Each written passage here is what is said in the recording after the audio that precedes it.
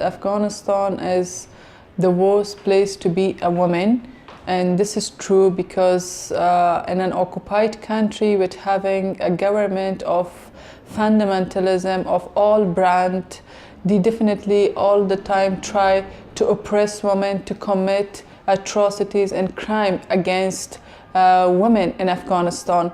And definitely it's not easy to be a woman there and to struggle for your rights, especially when you enter to the political arena and want to fight for the rights of women and want to mobilize women for a liberation movement. It's not easy.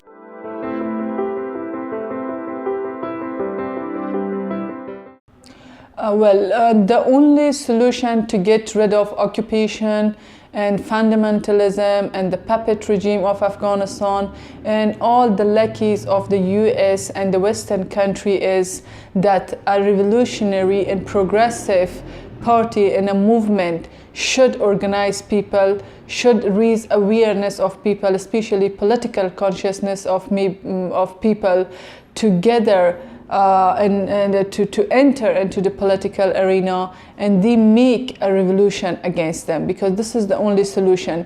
We cannot wait, or we cannot expect from other countries to come and liberate us, to give us independence, or to liberate Afghan women. It's Afghan people themselves, it's women themselves who have to come on the ground, who have to come on the battle and fight for their rights and free their country.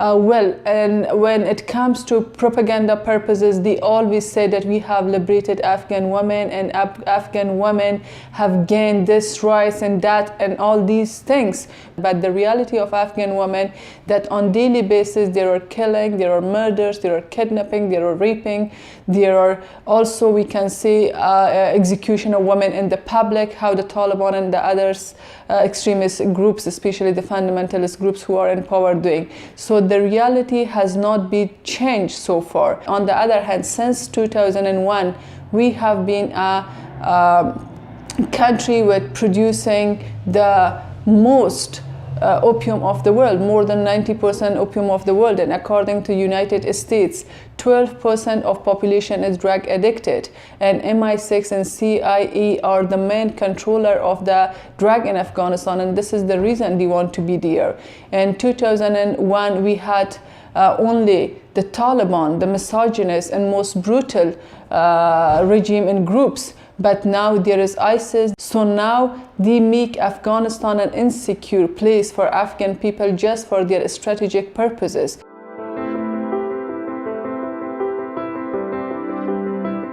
I don't have personal life, like I don't have one place to stay. I always have to change my houses, I always have to go in different looks, I always have to be bodyguarded by someone.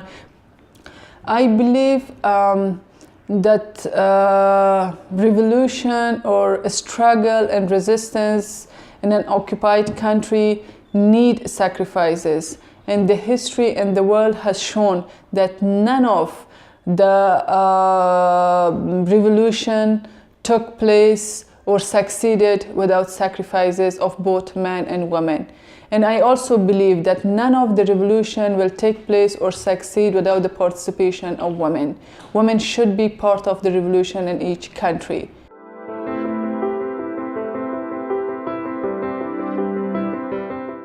Everyday life, like a struggle, resistance, which always, because the whole day, sometimes I'm meeting with the people, maybe in the demonstration, or maybe in the media, or maybe in a meeting with public, or meeting with comrades. So the whole day, as I'm busy in these kind of activities, definitely the world struggle and resistance is part of the talking that we are saying. How do you say it in your language? مبارزة و مقاومت جزء کار ماست. Thank you.